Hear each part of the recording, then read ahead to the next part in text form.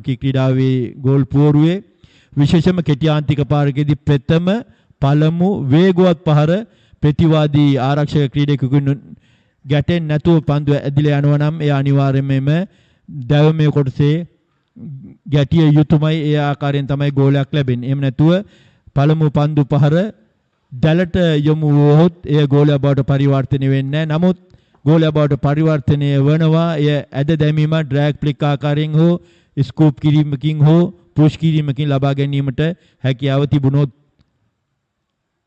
ඒ ආකාරයෙන් සාමාන්‍ය ජාත්‍යන්තර නීතියට අනුව හොකි කණ්ඩායමේ ක්‍රීඩකයන් 18 දෙනෙකු ඇතුළත් වෙනවා. ඒ වගේම පාපන්දු, ඒ වගේම ක්‍රිකට් සේම හොකි ක්‍රීඩාවට පිටිය තුල එකවර ක්‍රීඩා කළ හැකි ක්‍රීඩකයන් 11 දෙනෙකුට පමණයි. ක්‍රීඩකයන් 11 දෙනෙකුට එරෙහිව තවත් ක්‍රීඩකයන් 11 දෙනෙක් තරඟ වදින ආකාරයක් තමයි හොකි ක්‍රීඩාවේ දක්වනු ලැබෙන්නේ. ඒ ආකාරයෙන් මෙරට දෙවන ප්‍රීමියර් හොකි ලීග් තරඟමාලාවේ 19 වෙනි තරඟය දැන් ක්‍රියාත්මක කරනවා. ක්‍රීඩකයන් 11 දෙනෙකුට එරෙහිව තවත් ක්‍රීඩකයන් 11 දෙනෙක් ලෙස කොළඹ CHN FC විශාඩ් කණ්ඩායමට එරෙහිව කොළඹ රොයල්ස් ක්‍රීඩා සමාජ කණ්ඩායම. මේ අතිරේක ක්‍රීඩකයන් 7 දෙනාට විශේෂම අතිරේක